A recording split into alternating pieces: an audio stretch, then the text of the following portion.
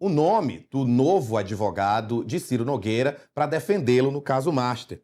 Quem descobriu isso foi o Igor Gadelha, e a gente vai agora para a coluna dele aqui no telão. Tá aqui, ó, Igor Gadelha, Ciro Nogueira escolhe novo advogado para defendê-lo no caso Master. Como a gente disse aí, como eu trouxe para você, houve a saída do advogado Antônio Carlos de Almeida Castro, o Cacai. Ele deixou a defesa de Ciro Nogueira pouco tempo depois de dar entrevista aqui no Acorda Metrópolis. E agora, quem é o novo advogado que vai defender o Ciro nesse caso? O escolhido foi o criminalista Conrado Gontijo. O Conrado é formado pela USP, é advogado e professor do IDP, um instituto que é do ministro do STF, o Gilmar Mendes, e é colaborador do grupo Prerrogativas. Além disso, o Conrado Gontijo tem uma relação familiar com o Cacai. O advogado, segundo apurou a coluna do Igor, é afilhado do agora ex-defensor do Ciro Nogueira, ou seja, ele é afilhado de Cacai.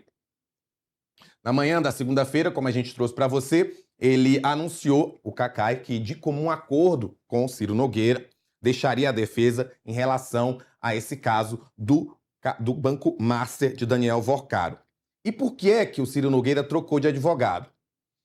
Embora a gente tenha, pela nota, identificado que foi de comum acordo, segundo a apuração do Igor Gadelha, a decisão da saída de Cacai partiu do próprio Ciro Nogueira. Os dois tiveram uma conversa no fim de semana quando o Ciro sinalizou essa mudança.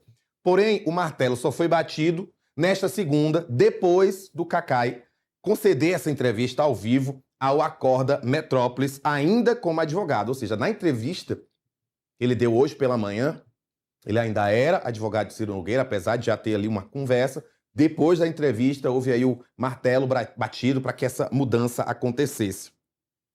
E os aliados do Ciro afirmam que dois fatores principais pesaram nessa decisão.